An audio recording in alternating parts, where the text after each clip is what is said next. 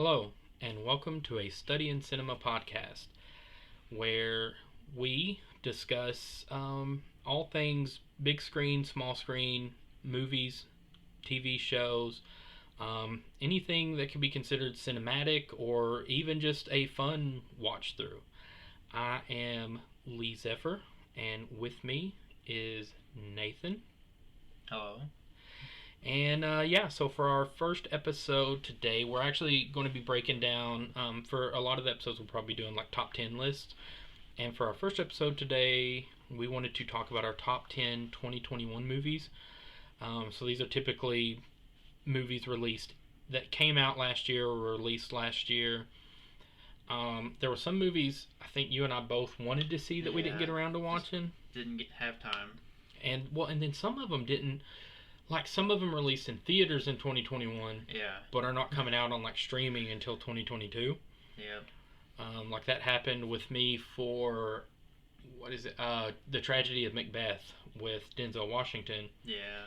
Came out in theaters in December, but it's not coming to streaming until January 15th. Yeah, that happened to me with one I really want to see was The Last Night in Soho. It's still not streaming yet, and it's $20 to rent it on Xbox.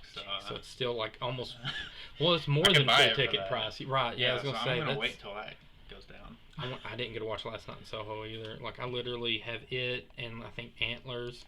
Mm-hmm. Were some of the ones I wanted to see last year that came out. What some others I'm trying to think. Last Night in Soho, Antlers I wanted to see. I didn't get to. I missed quite a few this year. Yeah, I get that. Well, look, I can tell you almost. This may take just a minute. Oh, by the way, anybody who is big fans of movies and cinema or films or want to kind of keep track with some of this stuff from us, be sure to check us out on Letterboxd. My username on Letterboxd is actually under Jamex88, Jamex88. And mine is Newt JJ, so NEWTJJ. Yeah, so add us on Letterboxd, and you can watch us rate films. I don't really do reviews on there, but I definitely give them ratings. That I don't like your favorite movie, and I can do the same. Same, yeah. Like a lot of unpopular opinions and controversial, yeah. Just kidding. I judge you guys so hard. I judge him on everything he rates. I do too. Like, you know this. We had this discussion whenever I went on there to check, because he specifically told me, he's like, I'm watching The Princess Bride for the first time. And I was like, I'm so excited. And after he finished it, I was like, I got to see what he rated it. And you gave it a 4.5. And I've learned now to not be so critical of it, but at the time I was like, just give it a 5. It's a 5-star movie. Either give it a 4 and just tell me there was something that you necessarily didn't like about it, or just give it a 5, because like 4.5 to me, I'm like, for The Princess Bride, you can't be lukewarm. You got to pick one. And like, I got so heated, like not angry heated, but just like, what the heck heated. Yeah. And it wasn't the only one. Multiple people, like my girlfriend doesn't even care about rating movies, and she's like, well, what'd you give it? I'm like, I gave it a 4.5. She's like, what do you mean 4.5? Like, it's a 5-star. I'm like, you don't even like rating movies. And she's like, so that one's a 5. I care about that one. So be sure to let us know in the comments or in the messages, whatever, what you would give Princess Bride out of a 5. And if you say 4.5, you get bonus points. If you say 4.5, then my name is Inigo Montoya. Prepare to die. Okay, so we're starting off 2020. I just closed my letterbox down. We're starting with our top 2021 films this year, and I think we're going to start with some of our honorable mentions, which are ones that almost made the cut but just barely didn't make our list. Yeah. I guess it'd be safe to say. So I will start with, I've got 3 honorable mentions that I wrote down, but one of them has 3 movies in it, so it's a bit tricky. So I apologize in advance for that. So my honorable mention number 1 is technically 3 movies, but I put Luca, Raya and the Last Dragon, and Encanto all together, because that was the 3 like Disney animated Pixar films that are kind of similar in animation style, not in movie wise. Luca's about these 2 sea monsters that go to Italy and eat gelato, and they want a Vespa. And then Raya and the Last Dragon's like about a girl and a last dragon. She's trying to save the kingdom. And Encanto's is like, I think it's Cuban maybe. It's some kind of South American, like, but it's Lin-Manuel Miranda did all the music for it, and it's about these people with special powers and a magic house. But all three were really good. I had different reasons for liking all three kind of evenly, and that's why none of them really made my top 10, I think, because I didn't want to put all three on my top 10 because I'm like, they are similar in that kind of style, but like, I couldn't decide which one I liked more. That's fair. But I liked Luca because it's like a lot of Italian stuff, and I'm a big Italian fan. Ryan the Last Dragon because I also love like mysticy arts Chinese type movies with like dragons and the magic and stuff that went into that. And then also there's a scene in Ryan the Last Dragon where they're on a boat and they're in the water and it starts to rain, and the effects in that scene are beautiful. Like the way they did the water and the rain for an animation thing was amazing. I'll have to see it. I've not seen any of those. So. It was good. My number 2, I just watched today and put it as an honorable mention. Number 2 is The Electrical Life of Louis Wayne, and it came out. It's considered a 2021 movie, but I don't know when it came out onto Amazon or streaming. But I just watched it today, so I'm still counting it as an honorable mention because it is a 2021 film. But I did technically watch it after the buzzer line there. But it's Benedict Cumberbatch playing this real life person who was like kind of weird and quirky, and he was known for like painting weird pictures of cats. But it's like set in like 1800s and 1900s London, England, and it's Benedict Cumberbatch, so it was a lot of fun, and I really liked it. And then honorable mention number 3 is The Guilty, which was a movie with Jake Gyllenhaal, one of your faves. Yes. It's like I wouldn't say my favorite actor, but he's top 3. Top 3? Yeah, number 1's got to be. The Guilty's good. I recommend. A lot of people didn't like it. I seen, which it's like a remake of I think a Polish or Swedish film, and I've not seen that one, and that's why a lot of people was kind of aggravated. They said it didn't live up to that original, but having not seen the original, this one was pretty good. It was just like a really intense movie. It's where he works as a like a 911 call operator. And he gets a call, this woman that's like been kidnapped, and she's in the back of this van, and she has to make it sound like this is all in the trailer, so not really spoiler heavy, but she in the thing, like, it sets up she's talking to her kid, but he's like, okay, I'm going to ask you questions, just keep pretending like you're talking to your kid. But the movie, it takes so many twists and turns that you don't expect, but it all takes place. You never actually see the woman, you never actually see like that side of it. It all takes place from like his headset in that call center, and everything you hear and see him doing in there, and which to me was just very different and original. And originally that one actually did make my top 10 because I started working on my top 10 like before I watched some of the other movies I did this year. Yeah, that's what happened. That's how my honorable mentions went. They were all on the list at one point. And then just got booted because I watched stuff that's a little bit better. So what do you got for honorable mention? I've got 3 also. Okay. My first one is Spiral. Ooh, the new Saw movie with Chris Rock. It was on the list, but just, unfortunately it got booted. Next up would be The Night House. I just watched this, I think, yesterday. Yeah, you telling me it was just watching it. I hadn't even heard of this. It's a horror movie. And, I mean, it was good. I wouldn't say it was amazing, but it's, I don't know. I expected a little bit more out of it, but it was still really good. And then Jungle Cruise. Oh, Jungle Cruise was good. Just narrowly missed the list. I have a hot opinion on Jungle Cruise. Here's the thing. I liked Jungle Cruise. I did. And as a matter of fact, I will tell you that I gave Jungle Cruise a 3.5 on Letterboxd, which is not bad. 3.5 out of 5 is not bad. I gave it a 4. Yeah, I gave all my honorable mentions a 4, by the way, I'm pretty sure. Jungle Cruise, Spiral, and The Night House were all 4s. Oh yeah, I should do that for mine, or I should let you know. My honorable mentions, if I can even Ryan the Last Dragon was a 4. I'm pretty sure Luca was a 4. Encanto was a 4. I know I seen Louis Wayne on here somewhere a minute ago. Now I don't see it on my list. I just rated it. Oh, The Guilty I gave a 4.5, so that one I gave, and I gave a 4 to Incredible Life of Louis Wayne. 4.5. Yeah, three on or 3.5 on Jungle Cruise. And here's my problem.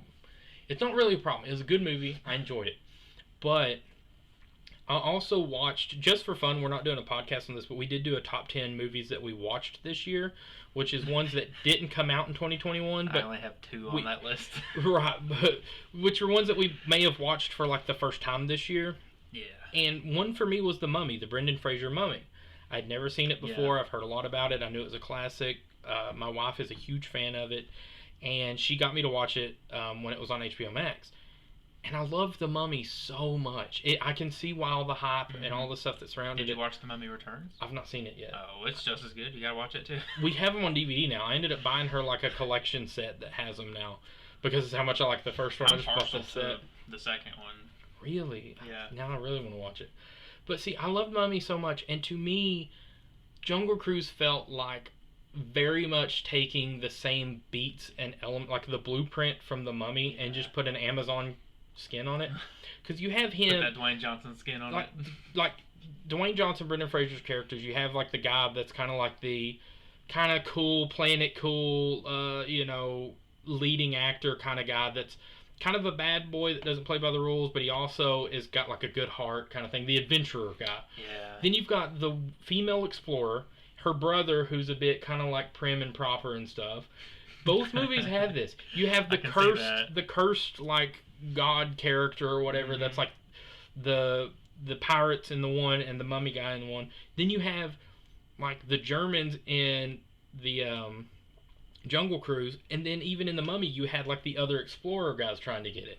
So like the blueprint is so scarily similar, and the whole time I'm watching I'm like, man, this is good, and I love these type movies. I love adventure jungle type movies, but it felt like they were trying too hard to copy and paste and then change one of the answers.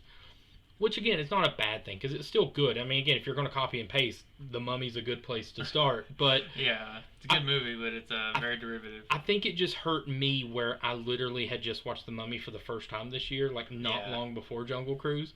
I haven't seen The Mummy since I was a child. And see, that may have been what hindered me a little bit. Might be the reason I'm partial to the second one. I could go back now and watch it, and it could be trash. I don't know. Who knows? Hey, I've done that with a lot of movies, dude. We rewatched for the new Mortal Kombat this year, which we'll get into Mortal Kombat soon, the new one. But, I still like Annihilation. Don't dog on it. Okay. The effects are horrible. For your nostalgia purposes. For your nostalgic magic, I will not dog on it. But I will say, I rewatched. It does not hold up. We rewatched the first Mortal Kombat and Annihilation, and yeah, if you do have that much love for it, don't rewatch it. Because I had a lot of love for Annihilation until I rewatched it. So that's my only advice on that. And I still loved it, but I mean, that's fair. I mean, like, I only loved it for the nostalgia, though. That's the thing, like, and maybe I like the cheese. I like the cheese too, but I think the problem is my problem is the first one had a bit of cheese too, but it was still kind of held up a little bit in a way. Like, I still really liked the first one. The first one's awesome. Yeah, and then I guess that's why. I guess it's just when you watch it back to back, Annihilation is such a far drop from the first one. In that movie? I love him. It has begun. It has begun. Yeah. He's so dramatic and over the top, but I love it. I do love the cheese. I love the here's the thing too. In fairness, a part of me has always hated Annihilation. Because even in my youth when I first watched it, I hated Annihilation because my favorite Mortal Kombat character is Johnny Cage, and they did him dirty in Annihilation. That's true. In the first 5 minutes they did him dirty. Not only did they recast him, but then what was the point of recasting if he's going to kill him off? Like, usually you recast because the other person doesn't have schedule conflict. He could have had 5 minutes to show up and get killed. Why they have to... I think it was... How much did that guy get paid to show up to be recast? He's like, sweet. A lot less than they had to pay the other guy. I mean, you're sitting there and they're like, hey, good news, you got the part as Johnny Cage in the Mortal Kombat movie. Yes! And then they kill you off in the first 5 minutes. It's like, they hand you your script with your highlighted parts on it, and it's like, I think you forgot to highlight some scenes. No, that's it. You think you're getting another awesome fight scene with Scorpion, and nope, you're just getting murked straight out the gate. Right, Johnny Cage in the first one defeated Scorpion, had the awesome fight with Scorpion. He defeated Goro. That's true. Like, he had some of the best scenes in the first movie, and you're like, yes, I'm taking over, and they kill you off in the first 5 minutes, and not even a cool way either. Like, oh, it frustrates me. Like, they recast a lot of people. They recast Sonya. And Raiden, yeah. For you took the guy from Highlander who played Raiden, which was amazing, and then you recast him with crap, I can't think of his name right now, but I do like that actor too. He's a good actor too, but his Raiden was way different. Like, you went. I just thought he had a different haircut when I was little. I didn't realize it was two different people. When I was younger, I did too. I never realized that they recast him. But then when you rewatch it, you go from the I am Lord Raiden, and then he talks like this. I am Lord Raiden. Like, his entire voice changes. It's like, what happened? Raiden becomes a human, and he just turns completely different. Oh man! So speaking of Mortal Kombat, it's time to get into our top 10s, and my number 10 is Mortal Kombat. 2021. 2021 Mortal Kombat. Yeah. Which I gave. It was early in the year, I thought. There it is. A 4. I gave it a 4. I liked this movie. I know a lot of people did not. I loved it. And despite the fact that there was no Johnny Cage, even though there may have been a tease for it, I don't want to give. Do we want to? I've not made a decision yet, and we didn't discuss this before the podcast. We should have, but doing it live. Do we want to do spoilers or not? I mean, for the movies I think we both seen, we could. We could give a spoiler alert. Right, do a spoiler alert, and I gotta talk about what they did to my boy. Okay, so spoiler alert in effect right now for Mortal Kombat. If you skip ahead or something, I don't know. Normally they give you a timestamp. I don't know how long it's going to take us to talk about this, so maybe I'll put something like, well, this is a podcast. Let's say I put something on the screen. I come from YouTube. Go check out Lee Zephyr YouTube or the Not a Sidekick Productions YouTube. So I'm used to like, I'll put the timestamp on the screen after we're done, but it's a spoiler warning. If you don't want to be spoiled for 2021 movies, here's what I will do. I will put a list in the show notes or in whenever I do post this on YouTube, I'll put it on the info down below. I'll put the list of our top 10s down there so you guys can see it. And if you've not seen any of those movies, just maybe skip ahead of those parts, a little bit. So Mortal Kombat. This was a perfect blend of a lot of things for me. I am biased. I'm going to say I am a big Hiroyuki Sanada fans. Yes. I mean, look, I would almost call myself a stan right now. I mean, like, Hiroyuki Sanada, dude, you got to understand. I'm just going to go and put this out there. We're not doing this podcast yet, but my number one favorite movie of all time, and it has been for years, is The Last Samurai. And Hiroyuki, I mean, Tom Cruise is great and everybody's great, but Hiroyuki steals the show in Last Samurai. He's also in Rush Hour, I think it's 3. I don't remember. I need to rewatch He's this. in one of the Rush Hours. He's like Jackie Chan's like adopted brother, or like not like his legit brother, but they're like friend brothers or whatever, and he has to fight him. He was in Avengers Endgame, if anybody's seen that. He was in a brief scene I've not. where he fought Ronin, which is pretty cool. There's a good reason for you to watch it. They have a showdown in Japan. But yeah, he's great. And I know he's done a lot of other like Asian film work. But he plays Scorpion in Mortal Kombat. As soon as I heard that casting, yeah, exactly. It's literally still, I think it's still my Xbox profile picture. was fan art that somebody did of him as Scorpion before the movie even came out. That's how excited I was about that casting. As soon as I heard it, I was like, oh, this is amazing. Well, it couldn't have got any better. And he did, yeah, because he was perfect. He literally did great with it.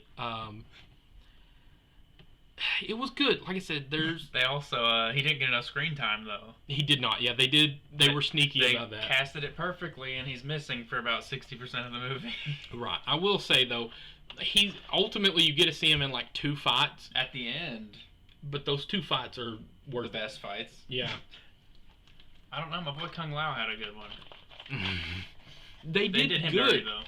Yeah, they did good casting wise. Like I thought everybody was cast really good. Even the people I didn't know, like Josh Lawson, I think his name is, who played Kano. He steals the movie. He was the scene stealer. Yeah, he was the ultimate movie scene stealer.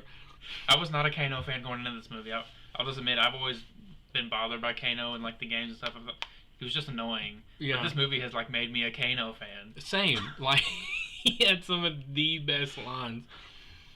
My two favorite characters coming in were Reptile and Kung Lao, and they both got done bad. Especially Reptile. Everything else was casted perfectly, but Reptile was thrown in the toilet and washed around. He was like made into that like Lizard from Spiderman and like Killer Croc from like Suicide Squad. Just the Reptile. Just not a reptile ninja. Monster, yeah. Just a reptile. He doesn't even fight. He like just attacks them like a normal reptile. He's like a rabid animal, yeah. It's more like calling pest control. But the movie was great. Yeah, the movie was great. But yeah, I mean, it's one of those things where, to me, is it going to be like a cinematic masterpiece, you know, like up there with like movies like Goodfellas or some of these?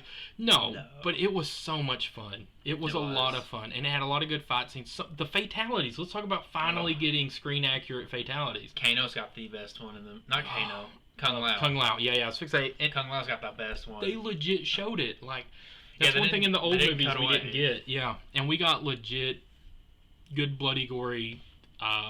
The best fatality we got in the original one was Scorpion taking his mask off and doing the fire thing. But then Johnny Cage blocks it. Like, and then cuts his head off. You didn't get the actual fatality moment. And here, like, they go all in. Like, blood, guts. Right. It's all showing up. I mean, like, even, which is funny because in the original, you've got, was it Carrie? I never can figure out how to pronounce his name. Neither. They brought him back for this one, didn't they? Or was that somebody else they cast? They brought him back in Conquest. I'm thinking of, not Conquest, Legacy. In Mortal Kombat Legacy, they brought him back and the to game. reprise it. Yeah. Mortal Kombat 11. Because I knew he played it more than once. No, they got somebody else, and I'm kind of iffy on that casting. I will say the guy that played Raiden, some fun facts, the guy that played Raiden was in the Thor movies. He played one of the Warriors 3, played Hogan in the Thor movies. I don't remember much of the Thor movies. And the guy that played, I'm pretty sure it's the one, if I'm right, the one that played Liu Kang, was in Power Rangers. He played the Black Ranger in the new Power Rangers. Dude, he got lean for this movie. Yeah, apparently he was in Aquaman too. I've not seen Aquaman, but I don't remember. Apparently he was in it. Interesting stuff. So you get to find out a little bit about their where they're from on this podcast. You know, you're learning stuff right here with us. Ludi Lin, everybody. Yeah, but he did good. Like I said, everybody did good. Yeah. They teased my boy Johnny Cage at the end, which I'm excited, but I'm just curious about the casting for that. Like, I'm torn, right? There's been some rumors. What you heard? What rumors have you heard? Nothing like rumors of the studio saying anything, but like I know The Miz from WWE wants to do it. I would not let that happen. I would not like that. Some people want Ryan Reynolds to do it. I think he's too big of a name. Yeah, that's what I was going to say. Like, I've heard a lot of like big names tossed around, and I like some of the big names I would like, but then part of me also, they did so good with like no names in this one. Especially Josh. I would be open to a no name, as long as they do it right. No name. Yeah. Because, like, if I see Ryan Reynolds up there, I'm like, oh, it's just Ryan Reynolds. Right. Well, let's wait. Like, a lot of people are saying Chris Pratt. And I'm like, I'm not saying that, like, Ryan Reynolds and Chris Pratt wouldn't do a decent job as Johnny Cage. But, like you said, it's almost too big of a name. Especially amongst the other stars. If this was Ryan Reynolds 10 years ago. Yeah. Like Blade Ryan Reynolds, that'd be perfect Johnny Cage. Oh, yeah. I was going to say Chris Pratt 10 years ago, but he was in Parks and Rec. And that was when he still had the tummy. So I don't think that would work. He wouldn't have had the recognition, but he also wouldn't have had the physique. Well, the one that me and my wife have talked about that we want to play it is if you've seen the animated Mortal Kombat movies that just came out. I think the first one's like Scorpion's Revenge, and the newest one, I don't remember the name of it, but I've not watched it yet. I've only watched the first animated one. Yeah, same. But in it, Joel McHale plays Johnny Cage. and me and my wife know him from Community. And he also was in an episode of Running Wild with Bear Grylls, and he actually has like the physique, and he does such a good job playing the character like in the animated. Also in Community, if you've ever seen Community, he plays kind of very Johnny Cage attitude as well. And like he's a little more known because of Community, but he's still kind of lesser known. Like he's still mostly known for like TV roles, so maybe not as known as like Ryan Reynolds and Chris Pratt and maybe The Miz if you're a wrestling fan. I don't know how his acting is. I don't either. Like I know his character. My problem back when is I used to watch wrestling, you know, he was real cocky and stuff. But yeah, but like I don't know how his acting is. Most wrestlers don't make good actors. I was going to say most wrestlers don't have a track record. Batista I'm still iffy on John Cena. I like John Cena. I gotta say, he's got his new show, The Peacemaker, coming out. I've not seen his new stuff. So that's probably it. That's probably because like that's the thing. I think he's found his niche in like, or niche, whatever you call it. The word is. I think he's found his rhythm in action comedy. I think that's where he belongs. I think that's where they all fit. Don't get me wrong. The exception to the rule is 12 Rounds that John Cena was in, which was a straight up action movie. I love that movie. I've never gotten to see it. I wanted to see it since I was a kid. It's so good. That's when I was surprised to find out that Marissa, my wife, had seen because, again, like most of the action, like especially like bigger action movies that she's seen has been since me and her have been together, and like. Well, she was a wrestling fan growing up. This is true, so that may be why. Because whenever I first mentioned 12 Rounds, she's like, "Oh yeah, I love that movie," and I was like, "You've seen 12 Rounds?" Most people's not even seen it or heard of it. Especially like I didn't expect her to just be like, "Oh yeah, I love that movie." It's like, "Oh my goodness." So Mortal Kombat 4-star on mine. Love it. That's my number 10. So, what you got for number 10? My number 10, 2021 movie of the year is Free Guy. Speaking of Ryan Reynolds. Good. Almost made my honorable mentions. Very narrowly missed it. We have very similar placings because mine's just above the honorable mentions. I will tell you, I gave Free Guy a 4. I will say that. I believe I did too, actually. I gave it a 4. I honestly went in thinking this movie was going to be stupid. I was like, usually this idea doesn't work out too well. Like, Pixels was okay. Yeah. Ready Player One was good. I liked Ready Player One. But, like, just the premise, I'm like, man, that doesn't sound like it's going to be that good. But, as usual, that Ryan Reynolds magic, I don't know what it is. Either. But it worked. This movie was great. For some reason, the Ryan Reynolds hype is why I was worried about it. I was kind of like you. I was like, this is just another excuse to, like, hype up Ryan Reynolds. It's just going to be another... Even though I'm the same, like, I love Ryan Reynolds. Like, I'm in on that hype, but every time he comes out with a new movie and everybody, like, pumps it up, I'm always the same where I'm like, it's going to be another Ryan Reynolds movie. Yeah. But then I watch it and I'm like, this is so good. Like, I watched Free Guy this year with Ryan Reynolds. I watched The Hitman's Wife's Bodyguard, and I watched Red Notice. All three fantastic. Like, Ryan Reynolds. I've seen any of those except Free Guy. So I am getting a little burnt out on The Rock movies. Me too. Here's the thing. I was already a little bit burnt out before this year, and me too. It's probably why I haven't seen Red Notice. That's fair. See, I ended up watching Jungle Cruise and Red Notice this year, and Fast 9. Cruise well, he wasn't in Fast 9. No, he wasn't. No, you should have known that. Vin Diesel's not gonna let him back in. He went and got John Cena. True. Apparently, he wanted the Rock back for the next one, and the Rock said it ain't happening. You can't have 2 jack bald dudes. It's not working. It's not working. At least John Cena's got hair. I was going to say, you can't have 2 wrestlers either. That's true. I don't know, you could have a full-on wrestling match in there. I mean, they had Ronda Rousey in one of them, which I know is not wrestling, true. but still. Well, technically, she went to WWE after. Oh, did she? UFC. I didn't know. Yeah. I would count that. I don't know if she was any good, because that's, like, after my time. Yeah. Anything post like 2010, 2011, I don't know much about. No offense to Ronda Rousey fans of her acting or fighting, well, but you're a fan of her acting. I was going to say, Ronda Rousey's acting in that one Fast and the Furious movie I've seen is one of the reasons why I hesitate about The Miz playing Johnny Cage. Okay, that's why I worry. Yeah. Also, I watched a movie. Was it The Chaperone? With Triple H? With Triple H. I kind of liked it. It wasn't bad, but it wasn't like... I was also a child. I was a big Triple H fan, Listen, too. when I was a child, when I was a kid, I remember Dad used to get me to watch. Was it The Nanny? I think that has Hulk Hogan. I've never seen it, but I know what you're talking about. When there was another one too, like Hulk Hogan did a bunch of these like straight to DVD, or I guess back then straight to VHS comedies.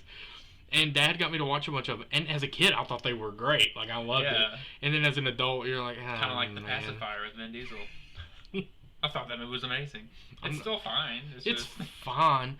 It's fine, but I'm not playing it at a movie marathon. Right. It's fine, but it's not one of my favorites. It's not one that I rewatch a lot. Yeah. But Marissa, on the other hand, really likes that movie, and she gets upset anytime like I bring up that I don't like it as much as she does. Yeah, you gotta phrase it. Yeah, I think that's the problem. Okay, so Free Guy, video game movies, which is kind of in line with the Mortal Kombat thing. That's true. Even though it's more like inspired by video games, I guess. Yeah. Than a direct like base, but still, I was afraid it would fall into that. It's a video game movie kind of thing, like you said with Ready Player One. Pixels kind of did that, and they were both okay, but I still liked Free Guy better. I liked them better than both of those movies too. Ready Player One was pretty close. It's close. Pixels is just an okay movie. You're saying you're only saying that, and I'm gonna use my brainwave powers here. Okay. You're saying that about Ready Player One because of one scene in particular, and perhaps, and it may happen to be a certain hotel that they go to. You're not wrong. I did give it an extra half star whenever I was fixing to say, but that's not a bad thing. That's not a bad reason to give it a high rating. I think that scene and then like the final battle scene where they had like a Gundam and stuff in there was my favorite part. Well, it does get a little tense towards the end. I mean, it was a nice little. It's a good movie. Tense ending. I mean, Free Guy was the same. Like, it has that Ryan Reynolds kind of magic, and obviously like some of the cameos they got in there. Yeah. Cameos that you didn't even know were in there. Tatum. Out of nowhere. Channing Tatum out of nowhere. Hugh Jackman his voice was in it. He voiced like one of the characters. I'm gonna have to go back and watch it because there's like a bunch of celebrities that did voices and I didn't know about it. Apparently, who's the one I'm thinking of? John Krasinski from like The Office and stuff. Apparently, he did a voice for a character, and I missed that one. I don't know his voice well enough to take that out. Apparently, neither did I. I knew the Hugh Jackman one because as soon as I heard that, I'm like, that's Hugh Jackman. I'm like, him and Ryan Reynolds finally got their movie together, and he's not even in it, but it's his voice. I'm like, but that's Hugh Jackman. That's the funny part of it. And I was like, I gotta look it up, and I looked it up, and sure enough, I was like, I knew it. But then when I seen like some of the others, I was like, I didn't know it together before. Well, yeah, we just don't talk about that. Right. Well, that's what I'm saying. Literally, if you mouth was sewn shut. Well, also technically, if you watch, was it Deadpool 2? He undoes that anyways. Yeah. He goes back in time to undo it, so it never happened. That's right. We're learning that timeline, I guess. Right. Oh man. So, yeah. So, Free Guy. Do you have any other like things we wanted to get into about Free Guy? Yeah. I really liked the NPC angle they went with. It wasn't a player transported into a video game, usual. It was this NPC realizes he's in a video game. Yeah. I thought that angle was pretty cool. It was original. It was a different concept than you're living in a game. It's somebody that's already part of the game realizing that other people are living in it. The only other thing I've got that I wanted to shout out was Taika Waititi. I was going to say. I love Taika Waititi, and I love him anyways, and he's just, again, he's about like Ryan Reynolds for me, where he's just got this magic and everything he's in. He's got that personality. He's got that cool factor. He does. So this next one I won't get too much into because I know you've not got to see it yet. I've already accidentally looked at your list. My number 9, that's okay. They've not seen my list. That's true. My number 9 is No Sudden Move. And this I gave there it is, a 4 as well. A lot of these are probably going to be 4s and 5s. Everything in my top 10's a 4.5 and a 5, I think. Not bad. So see, No Sudden Move is like a mafia kind of gangster type movie. Had Don Cheadle, Benicio del Toro, Brendan Fraser, Ray Liotta. Brendan Fraser, I didn't even know he's in that. Yeah, it's got like a killer cast. I haven't seen him since like Journey to the Center of the Earth. I never seen Journey to the Center of the Earth. Oh, really? Actually, yeah. Pretty good. So I think the last thing, I mean, technically, I watched him in The Mummy, and also, I've George of the Jungle? seen him. I've heard him. Yeah, the last thing I actually seen him in before The Mummy probably was George of the Jungle. The last no, it was G.I. Joe. He has a cameo in the old G.I. Joe movie. Oh, the old one. I was like, he was in that. The one with Dennis Quaid. Dennis Quaid and Brendan Fraser. Yeah, this is, what is this, the 90s? It was 2000. Channing Tatum's in it, ironically. Oh yeah, I saw that. Yeah. Actually, now that you said that, Dennis Quaid and Joseph Gordon-Levitt. Brendan Fraser was in that? Yeah, I guess I gotta rewatch. He was like a cameo. He was like one of the lieutenants that's like training them or whatnot. I feel like I remember that now. Yeah, and then Joseph Gordon-Levitt's in it, plays the main bad guy. Technically, you got Christopher however you pronounce his name. Yeah, that guy. That guy plays like a bad guy and everything. Yeah, so No Sudden Move. It was good. Oh, David Harbour's in No Sudden Move too. I forgot about that. He plays a different against type kind of character. Yeah, again, ever since I was a kid, I wanted to be a gangster, you know. So I love gangster movies. I guess you could say. But yeah, I mean, it's no secret here that both of us are big mafioso film people. Goodfellas, Scarface. I still need to watch Scarface. Not quite the typical Italian mafia movie, but still so good. In line there, yeah. The Irishman, which is same. It's not the typical, but it still has those vibes. And No Sudden Move, kind of in the middle somewhere, where like it's got a little bit, but it's not like your typical Italian mafia type stuff. It's more of a mob-esque type movie. Yeah. But it is good, and I do recommend it. Again, it's more of a reserved. It's a lot different than like Mortal Kombat and Free Guy, which are these big blockbuster action films. It's more of a quiet, reserved kind of thing. But again, this is a study in cinema. We got everything here. Yeah, almost. My list might be mostly big action movies, but that's all that came out this year. Hey, wait till you get to hear some more of mine. I got a few more reserved, and then I'm blowing it out. I've got one that wasn't even in theaters over here. Well, so let's go to our next, to your next one. What was your number 9? Number 9 was the only movie I think we vary pretty differently on, and it's The Conjuring 3. Oh, yeah, that didn't even make my list. Let me see.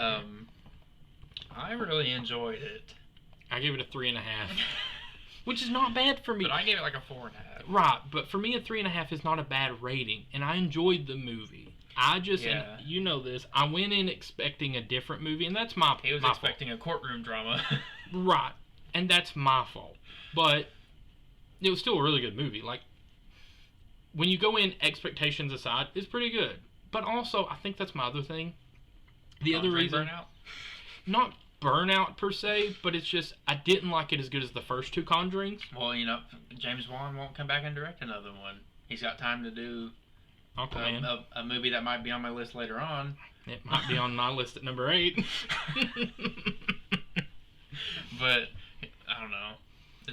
There's something about James Wan's directing style that is like different, whether you notice it or not. It makes the movie different. Which makes me sad that I've still not watched Aquaman, and I probably won't. It's really good. And I may not watch Aquaman 2 now. Yeah. Some things have been said. Justice for Johnny Depp. Justice for Johnny Depp. I will say it. And things were said by the producers and stuff about Aquaman 2 that kind of turned me off going to go see that movie. Like, I'm still on the fence about it. I want to be, because my thing is just like I was going to say earlier, the reason that I don't want to do a top 10 worst movies list is because I don't know who's at fault for a movie being bad. Like, if it's a movie that I don't like, or like all these movies that are even like Conjuring 3, I still enjoy it. I still like that movie. Yeah. But like, you take a movie that, like, say one that I just absolutely did not like. I can think of one. I can think of one too. It didn't come out this year, but I can think of one. It came out last year is the one I'm thinking of. And I bet we're thinking maybe the same one. The Grudge? No. I'm thinking of I'm thinking of the 2020 remake of The Grudge. No. I'm thinking of the worst movie I've ever seen in my life. Oh, mine was The Happening. I've not seen it, but I've heard that multiple times from different people. It's between that and Kung Pao Enter the Fist. I don't know. That sounds kind of fun. It is fun. That's why The Happening's number 1 worst. No, the worst movie I've ever seen is Jeepers Creepers 3. Mm. And I think that one's safe to say it's a bad movie because no one's going to care if we hurt Victor Salva's feelings. Right. Well, like, that's my problem with, like, why normally I wouldn't do a top 10. Like, normally, say, yeah. Even last year's The Grudge, which we all went and seen in theaters. 2020's remake of The Grudge. I did not like that movie at all. But here's my thing on it. I don't want to be the guy that like. But I don't know whose fault that I didn't like it. Yeah. Like, was it the writers? Was it the directors? Was it the actor? Because say it Producers. say it was the producer's fault. Well, I'm not going to go on here and like smack talk a movie that these actors worked hard on, the writers worked hard on, because somebody made a decision. And not only that, but you got to count for taste. I just have different taste. You're learning our taste as we do our top tens. You're kind of learning what kind of movies we like. Everybody's tastes are different. Some other people may have given some of these movies that we're rating a lot lower. They may have given The Grudge a lot higher. I know The Conjuring 3's got a lot lower ratings than I've given it. I'm just a big Conjuring fan, though. And that's just fair. Those movies. And I think that's why I was a little bit more critical, because, like I said, I just like the first and second one more. And I think that was the catch. Yeah, I like them more, but they didn't take away from me for the third one. Right, and that's fair. I respect it. Game respects game. Yeah, I went in not expecting it to be as good because James Wan wasn't directing. So my expectations were basically slightly surpassed because I did really enjoy it. Because, yeah, I see what you're saying. Yeah, I set my expectations lower because he wasn't directing it. Right, and I think... Therefore, it was a little better than I expected. And I think I set mine higher because, A, I was expecting the courtroom drama. But also because, like, for me, in horror movie cases, it's very rare that I get to go in knowing, like, the real story, the true story. And because I did know about the true story that this one was based on, because that's why I like The Conjuring 2 so well, is because I knew about it before I seen the movie. I knew about the infield poltergeist. It's like Conjuring 1, I didn't even know about the real life story before I seen it. Me neither. But with infield poltergeist and then even this one, I went in, I'm like, oh, I already know what this is about. I've read about this, heard about this, studied about this. And so I think, but see, for the second one, that's what made me love it. And this one, I was just like, the real story's better. But again, it's not that I didn't like it. I enjoyed it. Patrick Wilson and... I almost say Patrick Stewart every time. I almost did too. That's where I was like getting confused from it. Patrick Wilson. I mean, like, almost... I can't unhear, like, Captain Picard going in and exorcising demons. Professor X. In the name of the Father, and the Son, and the Holy Ghost. I can't do it. I'd watch that. Oh, heck yeah. Like, just him doing, like, an exorcism get movie him would and be Anthony great. Hopkins, I'll do it. Or even, just get him and Ian McKellen. Sir Ian McKellen. They look Gandalf in there. Oh, I was thinking Magneto. You shall not possess this person anymore. Oh man! Speaking of possessions, my number 8. Oh. It's not a possession movie, but it's a horror movie. Oh. Malignant. I mean, we were hitting around at this. I mean, it's kind of possessive, but a little bit. Malignant. I think I also gave a 4. I hope I gave it a 4. Yeah, I gave it a 4. It surprised me. That movie was a surprise and a half. Yeah, so it surprised me too. It's on my list. It's just a little higher. Okay, so we may come back to Malignant. Yeah, I will say the twist and stuff, it surprised me because... The twist is what made it for me. Same, honestly. I actually had a discussion. So one of our future upcoming podcasts that we will tease is a top 10 slashers. And when me and my wife was having a discussion, I did talk about how I kind of consider Malignant kind of like a proto-slasher type film. We discussed whether like we consider it a slasher. For sure. Right, and that's where we kind of came to, I don't think I put it on my list because of that reason. No. Because of that reason, both Malignant, Freaky, and Happy Death Day are all like slasher films that I've watched recently that I respect all three of them because they did something kind of thinking outside of the box. All three of them went with like a different concept in the slasher genre, which I loved. But that's also what kept it from making my top 10 slasher list, which I've already got put together. Yeah, slasher's a weird thing. You do something new, but then it's like not quite the slasher. Yeah, it's like, because then it kind of takes it out of the Friday the 13th formula. Right, like that's one thing which we'll get into more on the slasher podcast. But me and her went into this whole deep discussion. My wife is a horror buff bigger than probably either of us, and like Nathan's a bigger one than me, but my wife I would almost argue is even bigger than him. Like the collection that she's got over here in our room that I have to look at every night as I go to sleep and have nightmares. No shit. But yeah. So Malignant's my number 8.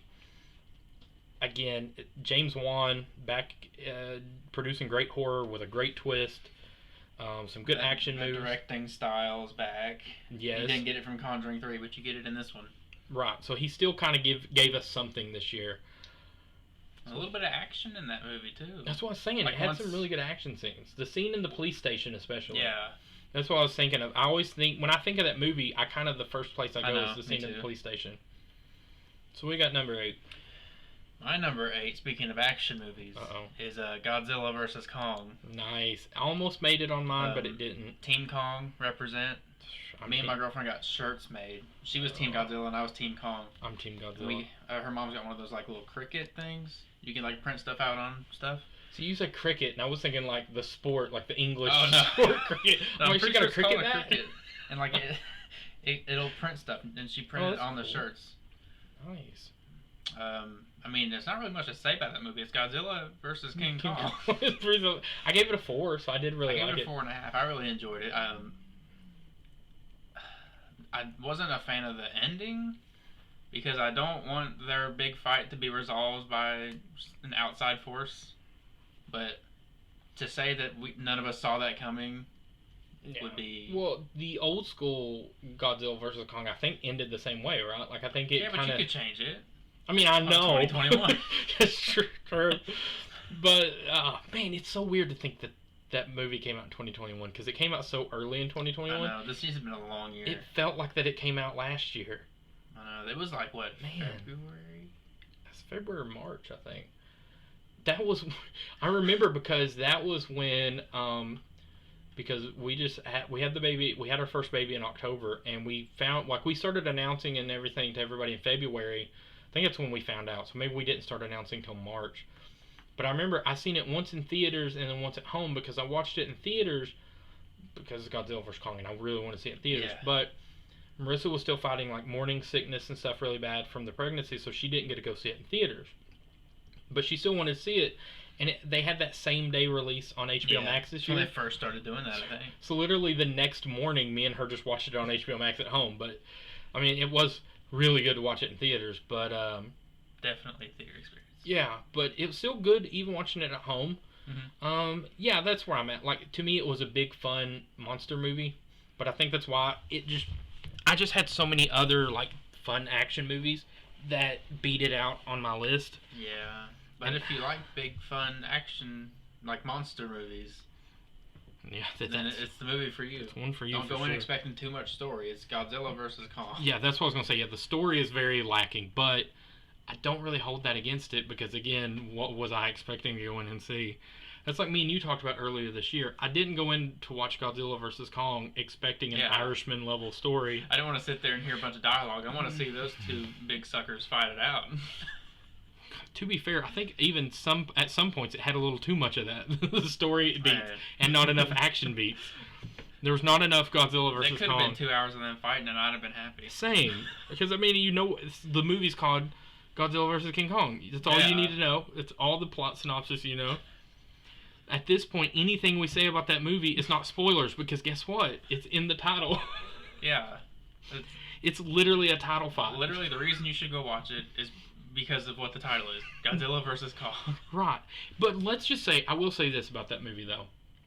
Comparing the old, like, I think it's 1930s, the original Godzilla vs. Kong, with I've now, not seen it. How far we've came. I've not seen the whole movie. I've just seen, like, clips of it. I can't watch old Godzilla movies. Well, that's what I'm saying. If you even look at the old Godzilla, like, the effects that we've got now, how far we've come, is incredible. So my number 7 is a bit of a offbeat one, is Cruella. I've not seen it. I really liked it. It was different. They took a very different approach and changed her story and origins. And I'm a big Emma Stone fan. I think she's a great actress. And she, again, made the character her own. It was very different. Not going to give a lot of spoilers. But it was also set during, like, the English, like we talked about, we're big fans of kind of, like, English-based or, like, London-y-based movies. And it was set during, like, the London punk grunge scene. Oh. And then, like, also doing a lot of, like, fashion mixed with, like, punk and grunge music from, like, back in the day. And I don't know. It was kind of fun, but in not an action-y per se way, but just in a different kind of flair for the dramatic kind of way.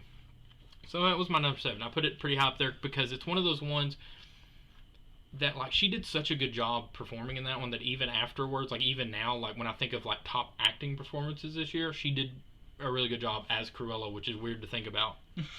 Yeah. Number 7. Number 7 is one we've already talked about. It's Mortal Kombat. Nice. Mortal Kombat. Okay. Yeah. So yours is a bit higher up than mine. Oh, yeah. Well, I'm a huge Mortal Kombat fan. I've got the first 2 movies, the Legacies. I think it's what it was, right? Yeah, the web show miniseries. Yeah. I've also got the Conquest TV show on DVD. Sadly, my 2 favorite characters are Reptile and Kung Lao, and they both get devoured in this movie. Except Kung Lao does have the best fatality, so that's true.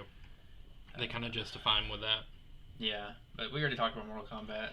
That's about all I have to say about it. All I can say is I really hope we get a sequel. I do too, because I know that's kind of up in the air. Yeah, the reception wasn't the best, but it made money. So maybe we'll get a sequel. That's what I'm hoping. The Miz is not playing Johnny Cage in. Right. Or Chris Pratt or Ryan Reynolds. Number 6 on mine is Dune. Just for like time's sake, I'm not going to go into a lot of detail on this one. I don't know if I could. I need to watch it again to understand what I do too, honestly. Here's what I will say about Dune. I'm going to start giving a little bit quick. This is our first podcast, so we're still learning the flow of everything. Yeah. So here's what I'll say about Dune to preserve time's sake. Beautiful movie. Period. Beautiful movie, period. The cinematography in that thing is gorgeous, and that's why it's number 6 on my list. Yeah.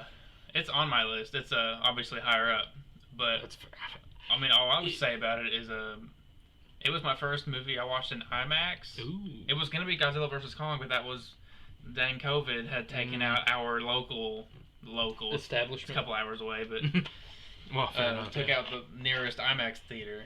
But they came back and Dune was out, and I will say I'm glad I watched it in IMAX. Like that movie was epic. Not action wise, but just like on the scale. That's what. Yeah. The scale of that movie. Right. Beautiful movie. You're number 6. Oh yeah. Malignant. Oh, there we go. About that already. Yeah. So not much further up. Mine was 8. Yours 6. We just just a couple spots. Yeah. Glad to see James Wan back in the director's chair for a horror movie before he goes back to Aquaman. Aquaman 2. Oof. Justice for Johnny. Yes, please. Number 5 on my list is Ghostbusters Afterlife, which I just watched this week. Yeah, I haven't seen it yet. I'm not going to give any spoilers. I'm just going to say amazing. Loved it. Period. Number 5. It made my period. It made my top 5, so that's all you need to know. I will say, and I was reading some of the reviews, and I did notice one thing.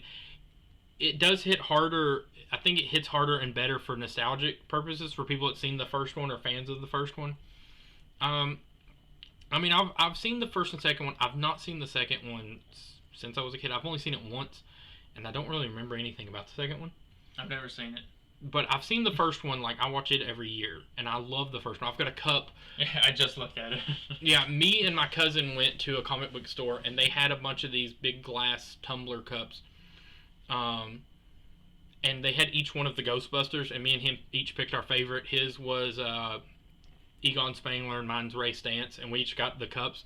I don't know if he still got his. I need to ask him, but it was just a really cool moment, like a little collectible bonding moment that we had geeking out over Ghostbusters cups. And it's even better now that that new movie's out and pays a lot of tribute to the original movie. Your number 5. My number 5 is the movie that I'm aware of. It definitely wasn't released around here in theaters. In good old America. Yeah. At least this side of it. Oh, I know it was what this is gonna be. Raging Fire with Donnie Yen, which you might have heard earlier. He said Gyllenhaal's like top 3 of my favorite. Number 1 is Donnie Yen. Donnie Yen's my favorite actor. And I wanted to see if this is on streaming anywhere. I don't know. I saw it at Walmart and I bought the Blu-ray because I'm like, dang. I had just seen the trailer like the day before. There's a couple places that says streaming but premium subscription, and I never know what that means. Me neither. Sometimes it means like you have to pay an extra thing for it. So yeah. I may look it up later. I'm curious. I mean, it's not too innovative. It's your typical, like, if you're a Donnie Yen fan, you know what to expect. Okay. Undercover, not he's not an undercover cop actually. He's just a cop. But um, there's these crimes happening. You know, he's gotta stop them. I don't want to give any spoilers away because it's a great story. But also the directing. The director has sadly passed away. It was his last project. But there's some really good shots in this movie. Okay. And not to say that Chinese movies can't have like great beautiful shots. I mean, Crouching Tiger, Hidden Dragon, beautiful movie. Right. But like normally that's like a Hollywood thing. Right, it's like a big budget kind of thing. So there's some really good shots. The action's good. It's not just a straight action either. There's some drama to it. Oh, I'm really curious. You've hopped this up a lot for me. Like I really want to see it. It's usually these martial arts movies because a couple years ago it was Upgrade that I was hyping up. Upgrade was good. You got me to watch. It was really good. Like I said, a lot of the ones that you've hyped, you've not really let me down yet because Drive was another one. Mm-hmm. I love Drive. Drive, actually, in my top 10 that I watched this year, Drive was on my top 10 that I watched this year. I didn't even realize that was this year that I watched it because I know you let me borrow it. Yeah. And the same way with Upgrade. And I didn't even realize that was this year. And I was looking at the films that I actually had logged this year, and I seen Drive on there, and I'm like, I thought that was like last year, year before. I thought it was 2 or 3 years. It's been these last couple years have been a little. They've drug out, yeah. But yeah, Raging Fire #5. Nice. Good. Oh, now we're getting into the nitty gritty for me. Yeah. #4, which was my number 2 until I watched some other movies, is Tick Tick Boom, which is the movie about, it's basically a musical about Jonathan Larson, who wrote the movie or the play Rent, which I've never seen Rent, which is the interesting thing.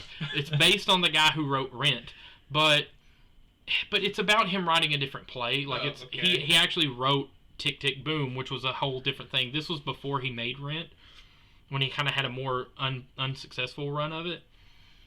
But it's got Andrew Garfield in it. I'm a huge Andrew Garfield fan, and it's musical. It's got some great music. I'm a big musical fan too, especially set in like New York and stuff. They like talk about is it Sondheim, Stephen Sondheim, who passed away this year, who's a big musical guy. They reference him a lot and his relationship with Jonathan Larson. But it's just a lot of fun. And Andrew Garfield apparently took singing lessons for a whole year. I like Andrew. I do too, and like he plays piano in this, and he sings fantastically. Those music lessons he took paid off because like he could drop an album and I'd probably go get it.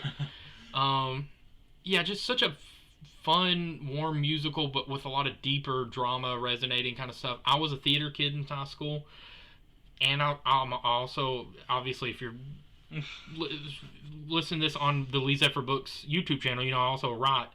And like him being a playwright and a theater kid himself is like, I'm like, I relate. I can vibe with this. So maybe my number 4. I've not seen it. What you got at number 4? My number 4 is Dune. There we go. Beautiful movie. Period. Like if you, I don't know, epic sci-fi. There is gonna be a part 2. Some people were confused about that. Like they went and watched it and they're like, well, nothing happened. I'm like, well, if you paid attention, in the opening credits, like it literally said Part 1, Dune Part 1. Right, yeah. But just for the cinematography alone, it gets it at number 4. That and Timothée Chalamet. Dude, I'm excited to see Wonka. I am too. I actually was a Timothée Chalamet fan from a movie again that nobody else really watched, but now that if you watch Dune and you really like Timothée Chalamet in Dune, you need to go back and watch The King, which was on Netflix. I think it's called The King, and it's like a medieval, Middle Earthy type movie, but it's kind of similar where it's like a slow burn, more like serious drama type thing. But he's so good in it, and Robert Pattinson's in it and plays like one of the kings of France, and he does really good in it. Joel Edgerton's in it, which is somebody that we both like. Yeah. The King is a really good movie. I watched it on Netflix forever ago, and when I watched that was when I first became a Timothée Chalamet fan because he is like the main character in it. And then, like I said, everything since then, I'm just like, yeah, he's good. And so I'm with you. I'm ready for Wonka. That's the only thing I've seen him in, but it convinced me. I'm excited for the new Wonka movie. But yeah, Dune, beautiful movie, period. Wrap it up. Now we're on our top 3. Ooh. The Last This was hard. Duel. My number 1 was pretty solid. But My number 3 is The Last Duel. And I Last Duel. got to watch it. This is one I've been anxious to watch for a while now. And I finally got to watch it. And it made my top 3. I think... I was wondering, because you said all I'll say is it made my top 10. And I was like, oh, yep. Interesting. It made my top 3. Made top 3. Which is amazing. Yeah, I gave it a 4.5. It's just... it's Ridley Scott directing a movie where people are fighting in a pit with swords. And we already know that works. Because yes, Gladiator is one of the... Like, if I... Again... Were you entertained? I was entertained. And the reason I gave it a 4.5, I even said this... Some of my favorite movies of all time, like if I did do a top 10 list, I can say without a doubt right now 2 Ridley Scott movies that would make my top 10. I don't know where, but Blade Runner and Gladiator would make my top 10 movies of all time list for sure. And this one was amazing. It was just a little bit under Gladiator and Blade Runner. So I mean, well, that's pretty high praise still. Right, so I gave it a 4.5. I gave it a half a star less than I did Blade Runner and Gladiator.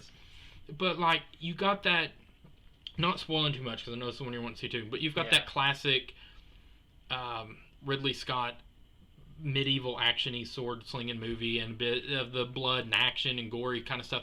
But then you've also got this deep, rich plot and story that he's known for. And you got just some great performances out of Adam Driver, Matt Damon, and Ben Affleck is the other one. Great performances out of all of them. Even Jodie Comer, who was in Free Guy, she played the main chick in Free Guy, is playing the main chick in this. So she really like double timed it this year. Nice. And so yeah, Last Duel, number 3. Number 3 for me is Spiderman No Way Home. Ooh, interesting. Yep, it made the top 3. It almost made the top 2. Okay, I'm going to be interesting to see. I will say it did make my top 2.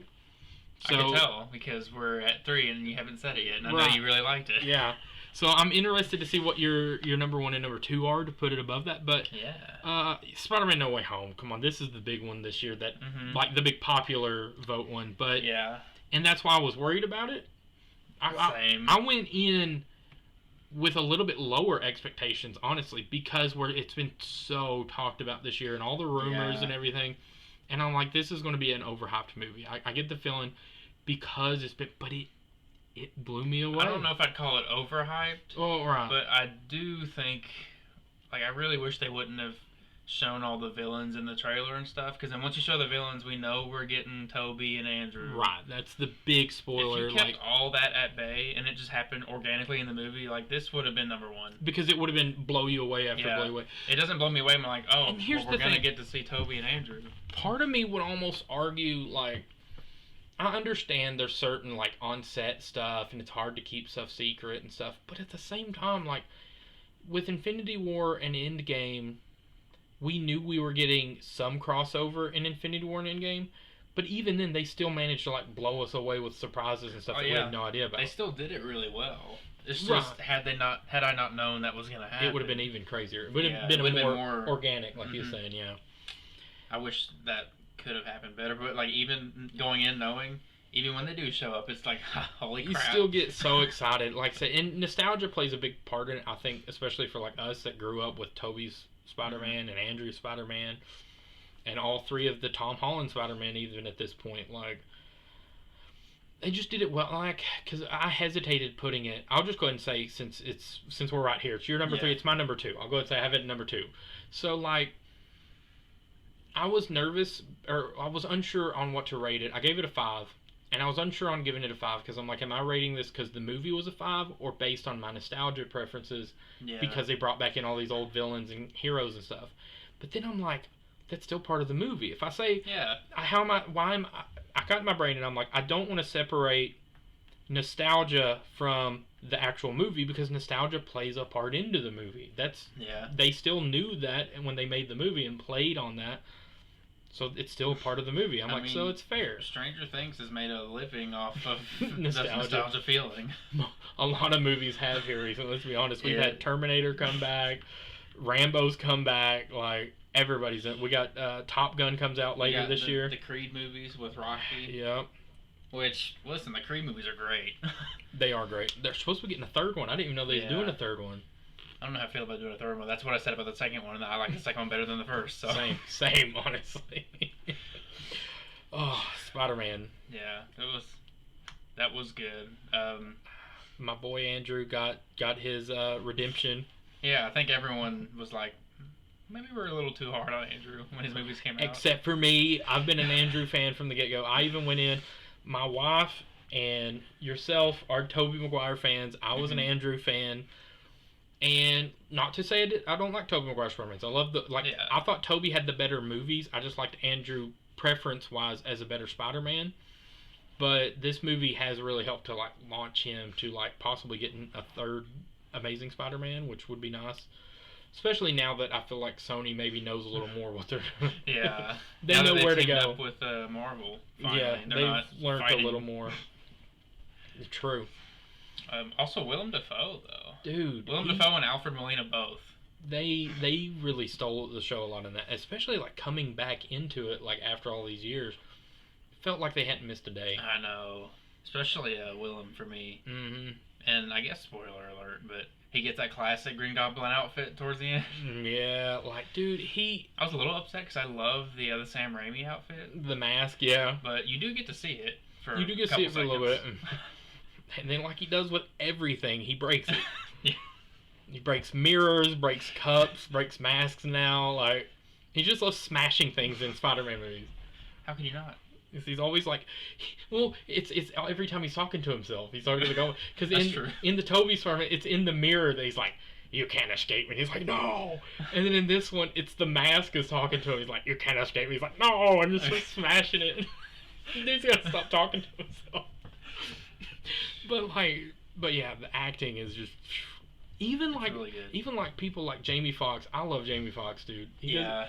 Like me and my wife still his character in Baby Driver was like the scene stealer part of Baby Driver for us. And he kind of brings that same kind of charisma from Baby Driver into this as Electro. Like yeah. Like I just and like they tease so many things, like they tease the Miles Morales, so he's like, man, I just kind of always thought you was black. I always wanted Spider-Man to be black. And he's like, maybe there is one out there. And in the MCU, or not MCU, but in the comics, there is. Yeah. So, like, it was so much fun.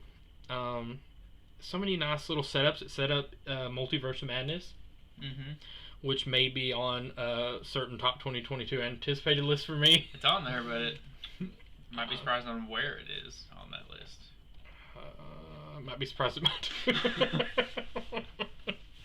I had to sneak a peek at mine.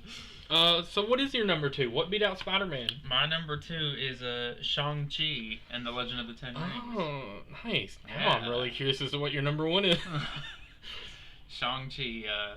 I mean, it narrowly beat out Spider-Man. We talked about this. Mm-hmm. It beat it out for like, I don't want to say originality because obviously it's based off of stuff. Yeah.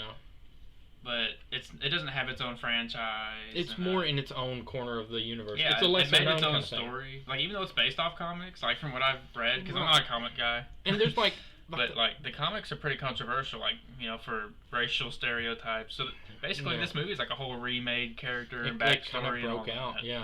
Well, that's what I'm saying. Which is amazing. The reason I loved Shang-Chi, I'm gonna go ahead and just put it out there. Shang-Chi was my number 1. Yeah. That's my number 1 movie of the year. That. Yeah, Shang-Chi is my number 1 movie of the year. Also a 5-star, obviously. Mm-hmm. But for the same reason, because it had like, even though it had some cameos and crossover into the MCU, greater MCU, for the most part, it was its own story. It was its own thing.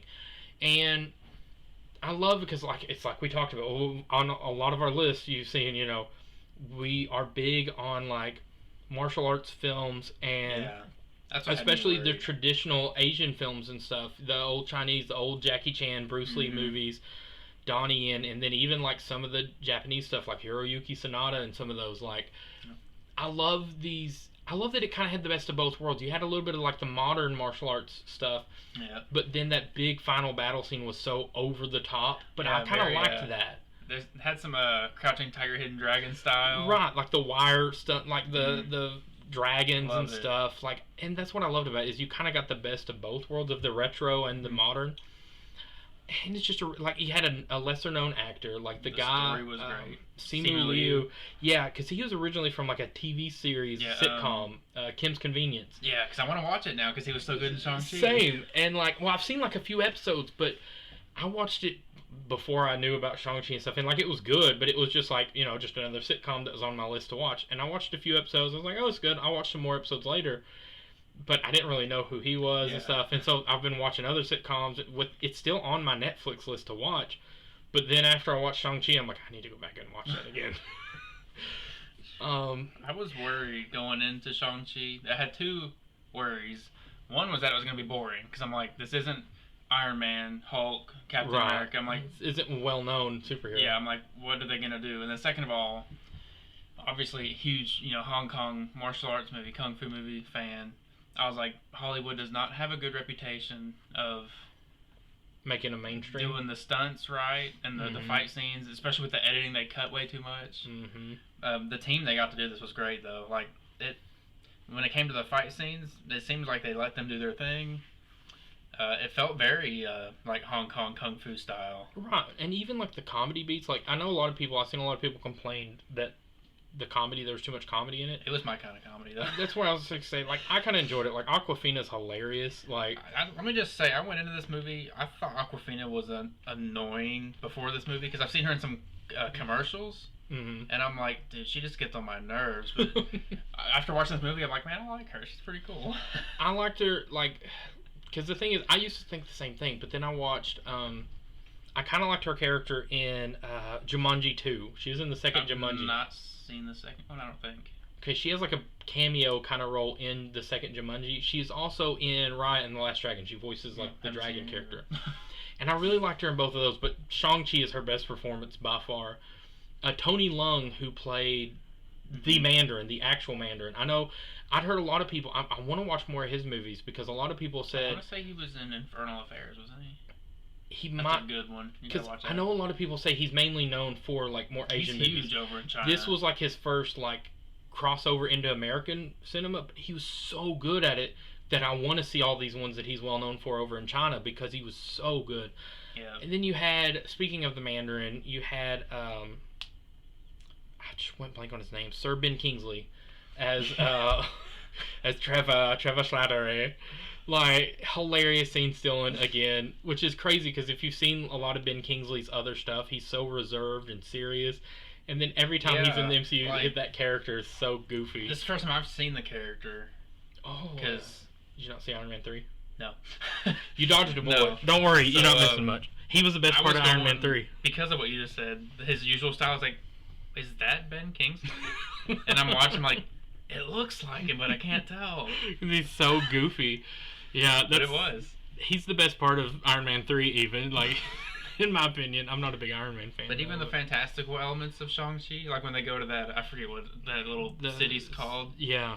But some of the creatures they've got there, I'm like, oh. I want more. That's what I told my wife. I'm disappointed right now in their marketing and merchandising team, okay?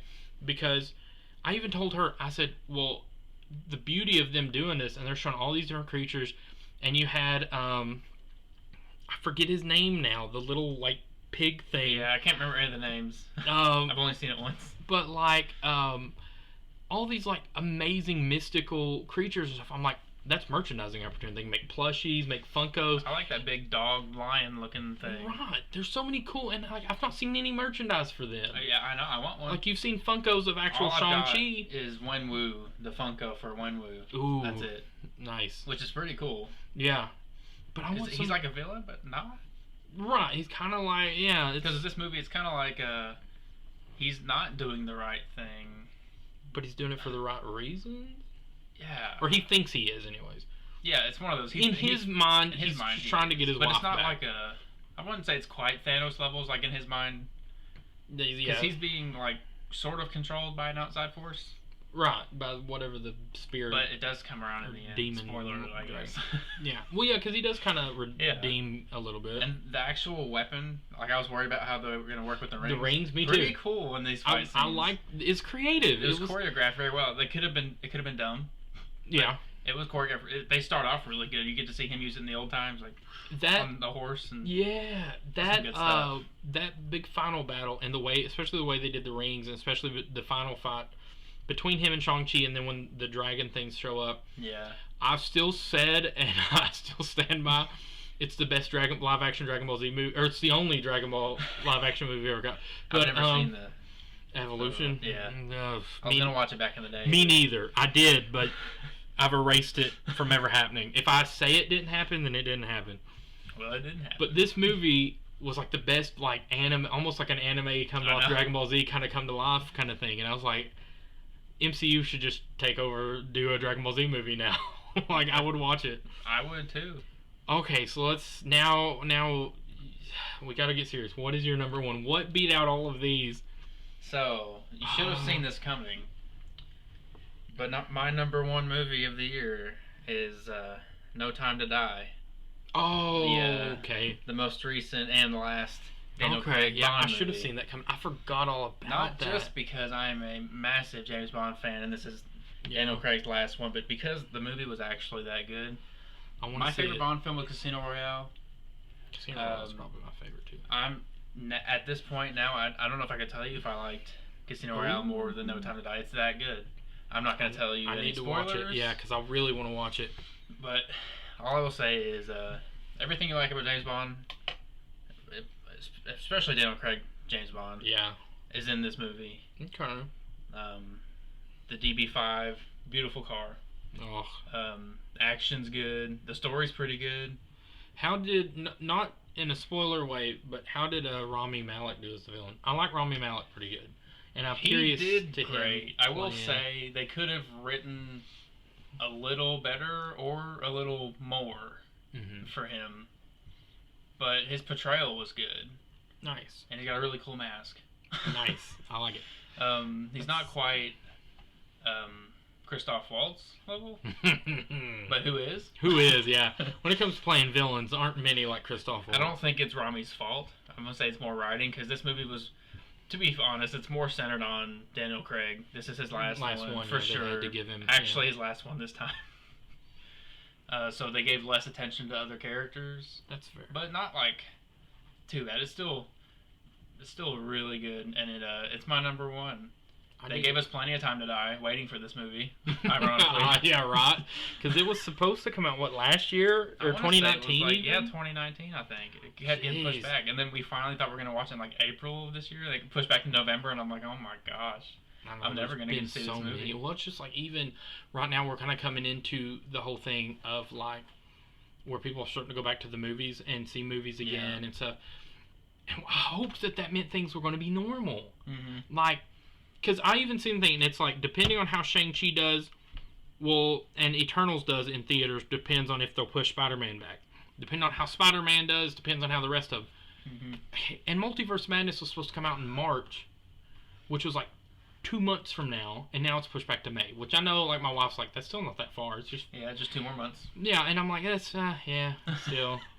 And it's early May. It's coming out like the first week of May, so like it's not so. Well, Spider-Man should give them hope. It made $1 billion. That's what I was thinking. I was like, you would think they would move it up. I don't think anything's done that since Avengers. Release Doctor Strange in February, January. Just release it tomorrow. You gave us the trailer. We don't want to do January. Movies that come out in January generally aren't that good. In fairness, the reason I heard that Doctor Strange got pushed back is they're wanting to do more reshoots, but not necessarily reshoots. It's because. And this kind of worries me. This is going to worry you a little bit. I'm already worried about this movie because Scott Derrickson left. They're wanting to put more cameos in it because of No Way Home doing so good. They want to do more cameos. They want to do actual fan service instead of supporting the plot. Yes. And that's what worries me. Now, that being said, some of the cameos I've heard about, I'm excited about. But those were ones... Raimi. Sam Raimi does horror? I know. That's what I said. It is Sam. He could pull it off. But he could. It's also... Not, he probably doesn't have final say because this is Disney we're dealing with. True. There's a reason Scott Derrickson left, and that's why I'm nervous. I mean, fair, but here's the thing.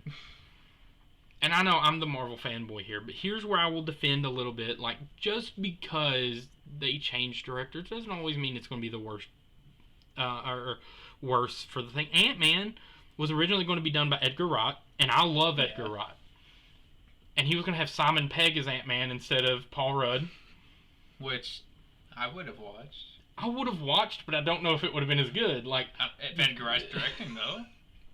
I know, but the thing is, in an alternate universe, yes, I probably would have loved it, and I do want to see it. But yeah, Season 2. Yeah, let's just do a What If season 2 and do Simon Pegg as Ant-Man. That'd be amazing. I'm down. I'm just trying to think. I guess Nick Frost would play. What's that guy's name? I don't know. I've not even seen Ant-Man. But there's the guy. It's Pena, something Pena. Michael Pena? Michael Pena. I like him. He plays the guy in Ant-Man. He's like his best friend. He's always doing the recap. He goes, so this one time... See, that's Nick Frost. That's what I was going to say. That would be Nick Frost's character in the Simon Pegg version. Be like, so this one time, and start telling the stories. Now you kind of got me wanting to see that version of it. But what I'm saying is, that version would have been great. Just like the Scott Derrickson version of Would have been better. Would have... It probably would have been better. Well, he did Doctor Strange, and he's from a horror background. But so, I mean, that's not to say that this one will be bad, because I still liked Ant-Man. I still like Paul Rudd as Ant-Man. Yeah, he's this year's Sexiest Man of the Year, according to People magazine. Paul Rudd? Yeah, he won Sexiest Man of the Year this year. It must have been a popular vote. I agree. I love Paul Rudd, but I didn't vote for him. It's probably the personality. It makes him a little more attractive. He's to quote Monty Python. Go watch Halloween 6 if you think he's good looking. To vote. To quote Monty Python, he's not my king. I didn't vote for him. I didn't vote for you. Oh man. Yeah, no. I'm worried about that. I'm too. When they leave over like creative differences, it usually means they weren't allowed to do something that they wanted to do. And that, yeah, I know that gets worrisome. And now knowing that they're doing reshoots because they want more cameos, like it's That's not like what I heard. To be fair, this is rumor mill. Okay, I'm not a producer. I don't know that's what happened. Okay. I hope that's not what happened. Before anybody Unless it's comes at me, Daredevil. before Marvel sends like people after me, this is just rumors that I've heard online. Okay. I confirm if it's Charlie Cox's Daredevil, I'm down. I'll take it back. Everything I said. Oh. Yeah, speaking of him, We missed that. cameo. We completely missed it. Huge Daredevil fan. Yes, and He's like tied with Spider-Man for my favorite that Marvel cameo in Spider-Man was amazing. character. Way too short, but I loved it. It was that short and sweet. I was hoping he was gonna show up in one of the fight scenes later on. Yeah, me too. Just I fully saw that suited. stick and I was like, that's Daredevil. That's Matt Murdock. And you know he's already Daredevil because he catches the brick and he's Mhm. like, "How'd you do it?" I'm a really good lawyer. Like, the best. I can't wait till he gets a movie or just something. Even in a Disney movie Plus series. I mean, I know Bring the the show Netflix back series to was the good, but time. yeah, really. with a bigger budget. Ooh, with MCU budget. I want him to have a movie, and then you can do Daredevil vs. Spider-Man. My Yeah. childhood, now in live action. Can I you watched imagine? that so many times. Imagine at the MCU level of the Defenders, you cross over with like Punisher. Actually and good? them. Yeah, exactly. That's what I'm saying. Like, You might have to recast Iron Fist, but I mean, yeah, probably. Good old Finn Jones. I will say Shang-Chi way better than Iron Fist. Oh, way better. Even though Finn Jones is your long lost like I doppelganger. know, we do look a little similar. Yeah, it's creepy. Like the first time I remember, my wife, which is Nathan's sister, Yeah. is spoiler alert. I remember the first time we was on like Instagram or something, and Finn Jones had made a post. I can't remember if it was for Game of Thrones because that's where he got started, I've never seen it. or Iron Fist, and she thought it was one of your Instagram posts, and she's like, "When did Nathan take this?" And I was like, "That's not Nathan." And she looked at the name, she was like, "Oh my goodness, that's not my brother," but he looks like my brother. Yeah, which would have been flattering had the show been any good. True. Yeah, it's like awesome. I got an actor that looks like, oh. Yeah, no, I got don't. excited because, like, again, I'm not a comic person. I just like the movies and the TV shows. So I'm like, oh, we got like a martial arts type superhero character. I went to watch it. I'm like, Let me put it this way. Shang-Chi redeemed it. It did. It redeemed the Marvel's if you martial could get arts Iron thing. Fist with the people that did Shang-Chi, or people likewise people, Yeah. I'd be happy. Let me put it this way. Of the Netflix shows, I've watched Daredevil season 1 and 2, and I've started 3. Watched both seasons of Jessica Jones, both seasons of Luke Cage, only the first season of Iron Fist. Mine's even worse than that. First 2 seasons of Daredevil. Punisher. 1 episode of Luke Cage. 1 episode I like of Jessica Luke Cage. Jones. I like Jessica And Jones. I think 1 or 2 episodes of Iron Fist. Uh-huh. And actually like 6 or 7 episodes of The Defenders. Defenders was okay. But also Punisher season 1. and a couple on Punisher season 2. Because Punisher and Daredevil's where it's at for me. That's my thing. I respect it. Daredevil season 2 is like one of my favorite seasons of TV ever. I respect it. So that's our top 10s. So, I mean, it's a study in cinema. We're coming to the end of our first podcast here. I enjoyed it. Yeah. I thought it was fun. I think, and like I said, it definitely lets us know we're going to do more. I know we've already got lined up. I've already got my 2022 most anticipated list. By the time we do that one of them will have been watched already, most likely. Probably. Because it's coming out in January. Yep. I don't know where it is. Oh, I didn't do a top 10 2022 most anticipated. Oh no, I've got 17 of them. I got 17 actually. That's hilarious. I wonder if it's the same 17 movies. That would be funny, just probably in different order. Very different order. You're gonna be shocked. This is gonna be interesting. What's at the bottom? Doesn't mean I don't want to see it. It's just my least looked forward to. Right. And with that, like, I'm thinking it'll be the reason we went for 17 instead of a 10. Well, I mean, 17. It's kind of funny we both got 17 though. Right. We just went for how many we wanted to put down for excited for, but so obviously we'll be going through those lists a lot quicker because it's not like we're gonna have a movie to talk about because we've not seen it. But then also, like I said, I've started doing top 10 slasher movies because we can do more genre stuff. Yeah, and then, like I said, we may do, like, just more in-depth, maybe not even just top 10 lists with this podcast. We may talk about actual series, just go an in-depth review of a show or of a movie. We may go in-depth reviews on some of these movies like we did with some of those on our list tonight. So, you know, just let us know what you want to hear us talk about more of. But it'll mostly, and we'll be talking about some old school movies, doing some breakdowns. Yeah. Some movies that may be lesser known or lesser liked that need to be rewatched under a different lens. The one with Jet Li. Yes. The one with Jet Li, which may be on my top 10 martial arts movies list. Oh, it'll make mine too. Definitely made mine. I've got some that lesser popular opinions on that list too. Oh, I'm sure. Looking at The Last That Dragon. That's kind of easy to get some of those. It's kind of like horror, and where your tastes are very different from other people. Hence, my slasher list is very different.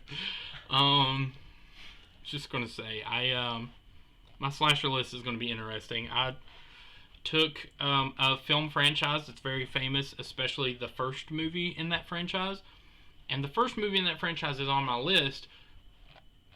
Let me just put it this way. Just listen to this. I think I know what franchise it is.